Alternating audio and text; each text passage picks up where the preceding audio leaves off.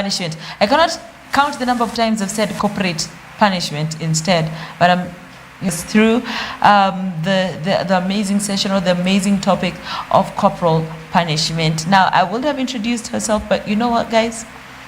Everybody above the age of 18 years is old enough, according to the Constitution of Kenya, to represent themselves. So, welcome, ma'am. Please introduce yourself. Thank you. Thank you, Consolata. My name is Eva Karen Mureithi. I'm an advocate of the High Court of Kenya, and it's a pleasure to be here today. Jesus. Now, they say people rub off each other. I've been doing this for quite a while. I think one day I'll say Consolata Chibalonza, advocate of the High Court of yes. Nothing is impossible. Nothing is impossible, right? Yes. So today we're going to talk about corporal punishment. Take us a bit, maybe let's introduce it. Let's present it. Yeah. All right. So corporal punishment, I'll give a very simplified definition, is simply the act of using physical force or physical discipline to discipline a child. It's basically the act of using physical force to discipline a child instead of using other methods of discipline. Yes. Yes. I love the fact that you said disciplining a child. Yes. And maybe this is obviously not the direction we're going to take, but allow me to ask, when we say disciplining, you've used the word a child. So if I decide to discipline my brother who's younger than me by 2 years, right? He's not a child, of course. Will that count as corporal punishment, or is that violence? All right. The fact that someone is over the age of 18, that automatically becomes assault rather than corporal punishment. So corporal punishment is specifically for children. So anyone under the age of 18, yes. So you're above 18 years, it's something else. You're not supposed to be corporal punished. It's supposed to be assault, yes. So how do we or deal, battery. How do we deal with people above 18 years? We talk to them, right? Yes, ideally you're supposed to have conversations, civil conversations. Yes. I think violence should never be the answer. The go-to. Yeah. All right, let's get back to what we're supposed to talk about in the first place. Yes. Corporal punishment. Naturally, we're Africans, right? And Africans are known to corporal punish. I do not know the terminology to use, but let me just use corporal punish with children since time immemorial. So what has changed now as per the Constitution compared to what used to be there earlier? I would say that culturally, not much has changed in terms of vitu kwa ground. We're still punishing children as a village. You get, like, you make a mistake. Remember how you used to make a mistake? Your mom punishes you, your auntie punishes you, your grandma punishes you. And the stranger was passing. Exactly. So it's still happening, but now it's not legal. Yes, there's now frameworks that illegalize corporal punishment. Starting with the Constitution, it's illegal. Article 29 protects the right of children from torture. We have the Children's Act. We have the prevention of torture. Like, there are now legal frameworks making corporal punishment illegal. Yes. So now, now that, okay, let me just put it in layman's language. Siezi chapa mtoto. You cannot. Is that what you're saying? Is illegal. In the home, in the school, everywhere. It is illegal. You are not allowed to physically abuse. It is actually called physical abuse or physical assault on a child. But it's only a slap on the... It is illegal. So how am I supposed to punish a child? That's where we need to start learning, especially for my generation. I'm a mother, and we're learning. There's something. Thank you. There's something we call now gentle parenting, which is simply, it's not that you're allowing your child to run wild, but we're learning different methods of discipline. We're learning that, the rod is not the only answer, or the cane is not the only answer. So we have things like enforcing positive behavior. So when you see your child or when you see your students doing something positive, enforce that rather than only waiting for them to do something wrong so that you can now instill the rod. So I would say we're learning. We're all learning. Psychologists are coming up with very interesting methods of discipline very effective methods of discipline. They're not easy, but they're there. In a nutshell, you say no matter the force that was used to spank this child, you're not supposed to spank at all. You're not supposed to spank at all. You're not supposed to physically harm a child in the name of discipline. When was this enforced? 2001. Ha! Yes. My biology teacher, I will sue you. Yes, actually. Okay, now you can't because you're now, I think, See, time has stress. already... Post corporal punishment stress. But we do have, of course, parents who've lost children to corporal punishment. Yeah. We have parents their children have become disabled because of corporal punishment. Wow. So it's a serious offense. Yes. I understand, of course, there have been issues or instances where parents, guardians, or teachers have been able to go overboard. But then again, let me put it in the Christian context. Christians, we read according to the Bible that you cane a child, you discipline a child, it will not kill him. It will not kill them. Like usually, that's what the Bible says. Yes, and I agree. The Bible says, spare the rod, spoil the child. People think it's a proverb from God knows where, but it is biblical. Yes. The Bible encourages the rod. Let me put it that way. Yes. The Bible encourages the rod. But then, what exactly pushed the government to allow such a bill to be passed into law that children now no longer can no longer be punished? Yeah. Like I've said, incidences where children died, incidences where children became disabled, incidences where children even committed suicide as a result of feeling like my teacher or my parents or the caregivers in my life physically harm me. Of course, we know it's out of discipline, but they started feeling like it's because I'm not valuable. Especially if you study the effects, the psychological effects of physical harm on a child, they're not great. They lead to depression, mental health issues, suicide. Ideally, when we look at the numbers, sparing the rod might actually spare the child. And when you look, I'm a Christian, so I think I can address this confidently. Please do. When you look at the original context of what the rod means in the Hebrew text, I've not gone to theology school, but it just means authority. Asserting authority on a child in terms of showing them where the boundaries are. This is right, this is wrong. I think there's a way to do that without having to use physical harm. It's not easy. As a parent, I myself struggle. I'm like, do not test me. But I have to bring myself together and find a way to show the child such guidelines without having to instill physical harm. So if you look at the original text of that, I think it's a proverb. It's not really talking about a stick or physical harm. It's talking about guidance, order.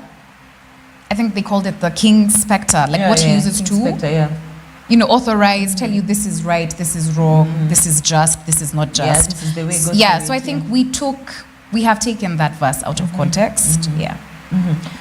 Let me ask on behalf of a mother who's out there and is like, not even a mother, let me put myself there. I personally feel like it is because of the road, like the literal road, that I am where I am today. Yes. Like, I remember there was a time when you'd go out against your mom's orders, play, get hurt, come back home crying, your mom will beat you, force you to eat, force you to sleep. And force you to say sorry. And force you to say sorry. And force you to say thank you. And force you to say thank you for the cane. Or for the road. And I would feel in one way or the other that give me some sort of or some sense of responsibility. I see nowadays children being told to face the corner or do this and do this. I do not feel, do you think as a parent, now you answer me in two ways, as a parent and as an advocate, do you think that it is enough just to tell a child face the wall? No, I don't agree. I feel like the minute it became illegal, parents took it as now hands off. I shouldn't discipline my child. They can do whatever they want. I feel like they should have probably specified, Yeah. do not, yes, spare the rod or do not beat your child physically, Yeah. but can they give parents options? Yeah. Can they train us? Can they teach us? Can they expose us to other ways of disciplining children that's actually effective? I agree. I would not be where I am if my mom did not Yeah. use the rod. The rod, I know. That's the truth. That's the truth. But now I cannot parent the same way. There has to be a better way to do things. I think there needs to be balance between discipline and, I guess, Corporal punishing. exactly, corporal punishment. Yeah. Yeah. Okay. So what happens when your mom slaps you as maybe, no, before I even ask from the child's perspective, let me ask from the parent's perspective. How do we shift our hands from the slipper? You know, I have seen tons of memes. Yeah. And especially now it's a trendy content. Yeah. You mimicking how fast your and how accurate your mom is. Like Yes. if your mom was to just throw the slipper at you, it never misses. Never. And it's always accurate, you know. So how do we start the shift from don't use the slipper, just use your words? Okay. My mom, I hope she's not watching. She's now standing. Consequences. You have to, parents have to go back to school. Teachers have to go back to school to learn effective ways of disciplining these young ones that does not involve physical harm. Actually, I feel like physical harm, and I know they'll come for me for this, is the laziest way to discipline. Yeah. I am allowing my anger and to get in the way, whereas using other forms of discipline requires you to take a step back. Think of effective consequences. I have a friend of mine, she has a teenager. You're not going More to grace start to you. using a slipper on a teenager or a belt. So you have to start thinking of ways to effectively punish this person. For example, taking away their phone privileges. Yeah. They can no longer hang out with their friends. So parents are being called to be more creative, more open-minded, and to educate themselves on effective ways of discipline vis-a-vis corporal punishment. I love what you said, that taking away corporal punishment is not taking away the responsibility. It's exactly. It's not taking away discipline. Yes, and I think that's a mistake we've made, making it look like by taking away corporal punishment, we're taking away discipline. Yeah. Yes. What happens when a parent slaps a kid?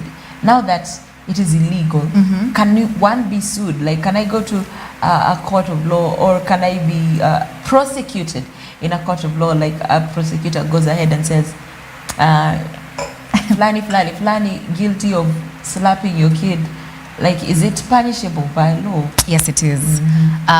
It's according to the Prevention of Torture Act. Yeah. If you're found liable of physically harming a child, physically torturing a child, physically denying a child freedom. You've heard of parents who lock children in houses, denying them freedom. You can be liable to imprisonment of up to 25 years. Yes, 25 years. And if the child dies as a result of that physical harm, life imprisonment. This is in law. This is a crime punishable by law. And that is your child you have slapped. Not your neighbor's child. Your own. Your own child can land you in prison. Who reports? Ideally, as a community, if I hear you're abusing your child, I'm supposed to go and report it to the authorities. Sorry to cut you short, but I'll have to ask this. Yes. When we say abusing, let's make it clear. Let's just put it out there. Yeah. Right? What we mean clearly by abusing. Yeah. Mtoto ametoka nje, not supposed to go out. Let alone going out. The kid has gone out, went out with her uniforms, spoiled everything, messy. If it's a girl, alikuwa ameshukwa vizuri, but the hair is now full of mud, came back. It was against, first of all, she was not supposed to be outside. She has not done her homework. Now she's back, she's looking dirty and all unkempt. I know, I can feel. And she's looking all that, breathe. Yes. But comes back home, and I just give her a whooping, maybe 2-3 slaps to tell her, you know what, don't do that next time. somebody, a neighbor comes at that time, sees me do that, can I go to prison for that? Yes, yes. They can report you to the authorities. Another thing that no one wants to listen, no one wants to hear this right now. We need to start educating children on their rights. Okay. My child needs to know that when mommy hits her, it's not right. In school, they need to be taught that when a teacher is hitting you or causing you physical harm, it's not right. Because ideally, the person who is supposed to complain is the child. Okay.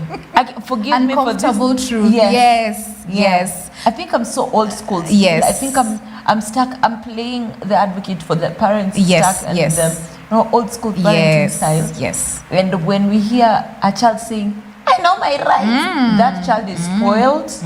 That child is the child is spoiled. The child is ill-mannered. The child is Entitled. So when I hear you say this, I'm trying to really break my mind down. But then you also have to understand where I'm coming from when I say children need to be educated on their rights. If a child knows that when someone is causing me physical harm, it's illegal, it's wrong, we're saving lives. I've talked about children that have died, children that have become disabled. If they had known that when my teacher physically harms me in the name of discipline, it's illegal, they would take action. And schools will need to have mechanisms where students can report some of these things. Let's talk about that. Let's really talk about that. Because it's not only the corporal punishment that can go wrong, but a lot is happening in schools. I, for one, if I can share my story, I remember while in high school, back in high school, something happened to me and I didn't have anyone I could report Talk to, yes. Because you're still in school, Yeah. you're in boarding, you don't know who to talk to or who to speak to about it. So right now, to those listening to you, where do children go? And I'm saying children because, you know, right now I'm grown, I'm mature. Yeah. I have you in my contact book. Oh, dare me, guys. Dare me. But, you know, I have your contact. I can call you, I can hit you up. I can just tell you what happened. I don't need to talk to my mom, to my dad. I don't need to feel shy. But what about a kid?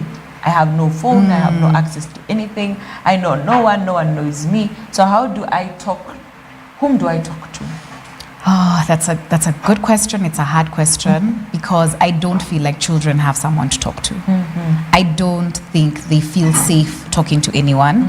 Remember how when we were young, adults were bigger than life, and you knew if I tell auntie something about mom, somehow I will end up being in the wrong. Yes.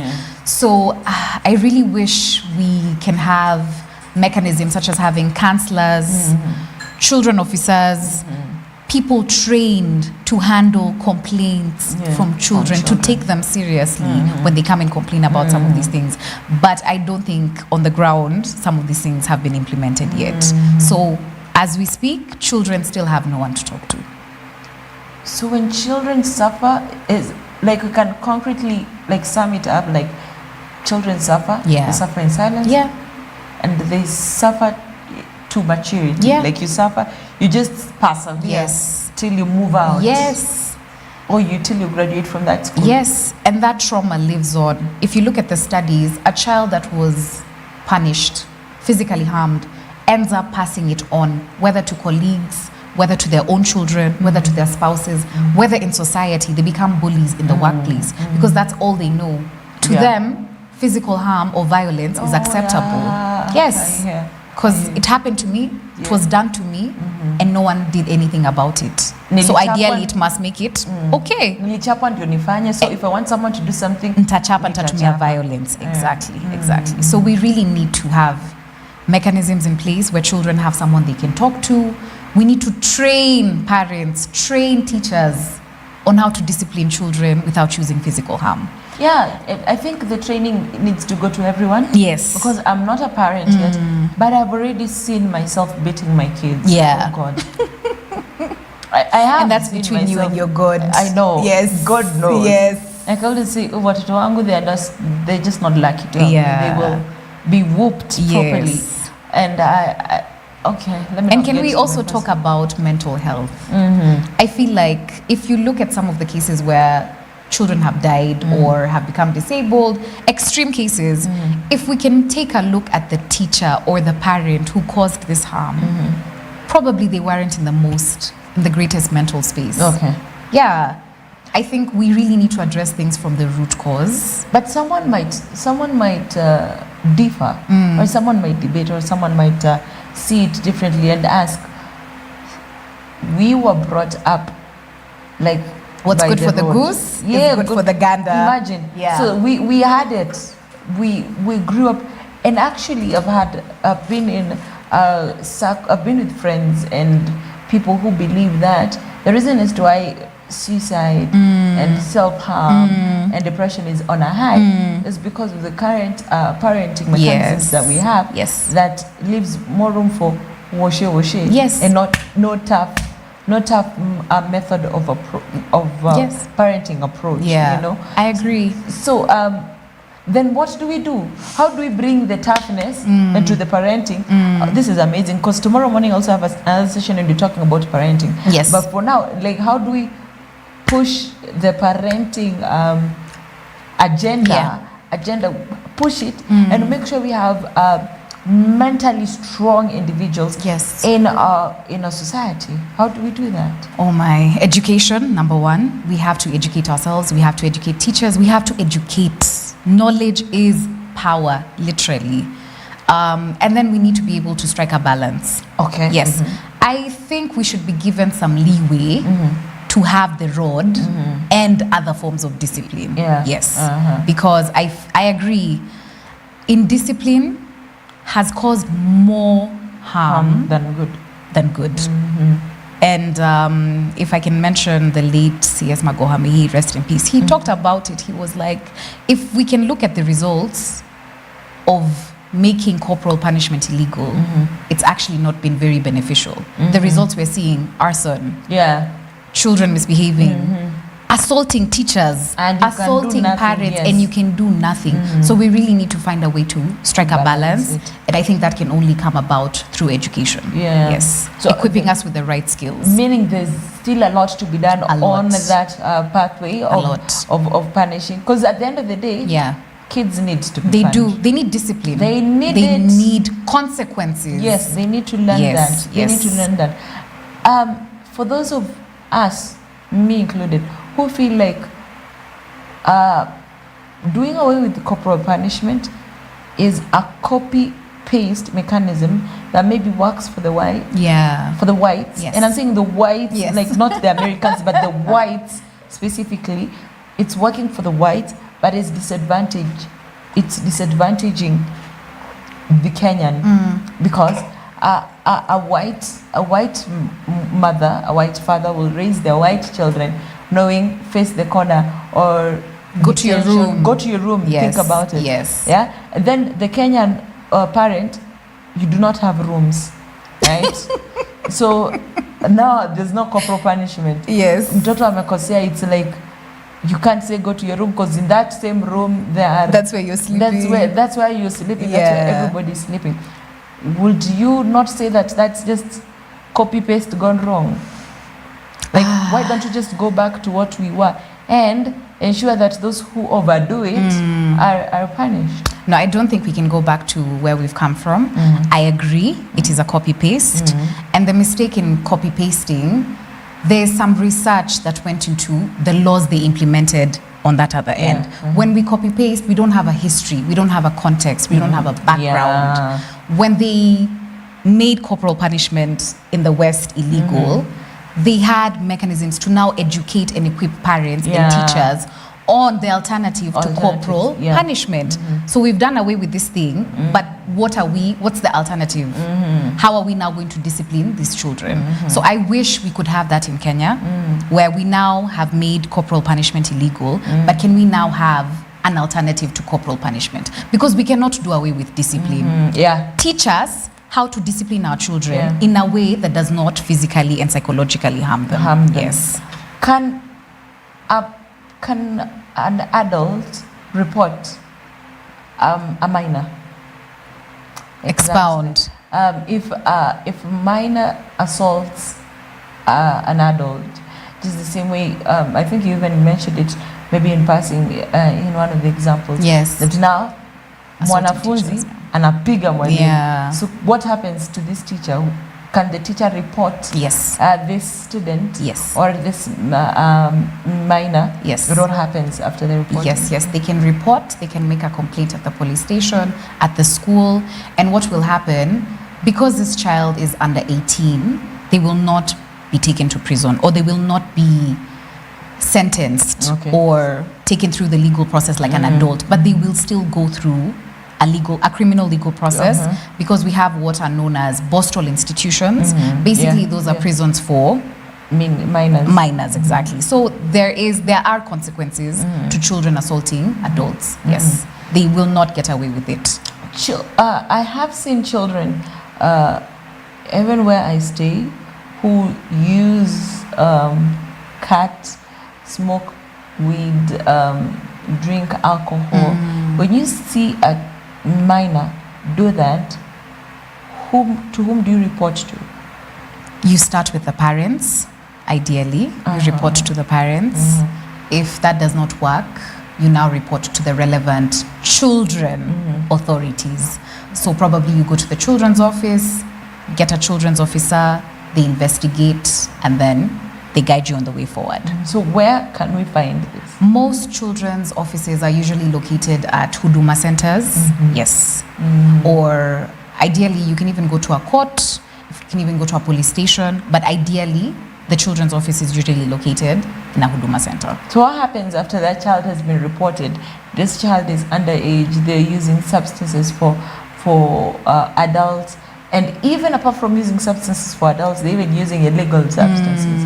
What happens after you've reported that? Ideally, on paper, in theory, you will report it to the children's office. A children's officer will be assigned to that child. They will go and investigate, and then they will have a plan for that child. So they might recommend that this child is taken through rehabilitation, through counseling, something of the sort. Is that optional or mandatory? It's mandatory. Okay. Yeah. If the child is taken in and against the can a child be taken in against the parents' will? No.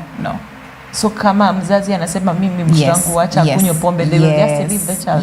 Yes. At the end of the day, as long as you're under 18, you're still within your parents' care and guardianship, and without their consent, you cannot do anything. Under what circumstances does the government kick in with the firm hand of this is not up to your parents? Sorry, this is up to me. Yeah, very, very extreme cases where the child's life is in danger. Yeah, very, very extreme cases. We can override the parents' right, but it's very, very, very difficult. Very difficult. Yes, very, very difficult. Very awesome. So, to the parents listening to us right now, they shouldn't whoop their Wacheni kuchapa mtoto. Stop beating Stop physically harming your children. It is illegal. Why does that sound different in my ears? Like I feel like when you say stop physically harming your children. Maybe the image I'm getting is a child with a woman with a knife and a nyaunyo and I don't know and na misumari. Yeah, that's what I'm seeing physically harm. But when personally I say alichapwa na mama yake, like that's normal. Like what's the big deal? Actually, you're usually told do not interrupt or interfere with a mother while she's disciplining her child. Do not interfere. But what I will say to parents is educate yourself on different ways to discipline your child. That's all I'll say. There's alternatives. There's many ways to kill a rat. Find another way to kill that rat. But the government can't storm into your house? They cannot. Yeah, they cannot. Okay. Yeah. Bora hujashikwa, usishikwe. Usishikwe. But I think that's the slogan for every crime. Yeah. Usishikwe ama kesi baadaye. You go still, bora usishikwe. Yeah. Okay. Maybe your parting shot, it's a really first time. Maybe thank you very much for your time. Thank you so much. Your parting shot. Oh God, we will do this again. Yes. And I'll have more questions because I'm still not satisfied. It is illegal. I think it's the government I need to ask this question. Yeah. For a parting shot, there's a quote that goes around where it says, hard times create, hard times create great men or strong men, and then strong men create easy times. Easy times create weak men, and then weak men create hard times. Yeah. Same thing with discipline. If we continue to allow our children to run around indisciplined, we will create a very hard society for them in the future. We will have no leaders. So we need to strike a balance. Without discipline, we will not have greatness. We will not have strong leaders. We will not have a strong society. So we need to find a way to discipline these children for their sake. It's for their future. Yes. All right. Thank you very much, Eva, for your time. This has been an amazing discussion that has really rubbed me. Like it has really, you've really gotten to me, you know. Yes. And I hope it has to you too, wherever you're watching us from. Well, that is all the time we had for today. But the next time we will be doing this, I think we'll get our views from people out there. We'll do some bit of box pop to just hear what people say. Yes. Also the clergy who champion for the road. Also, you have to hear from them. And also from the children. Yes. Actually, that's a very good idea.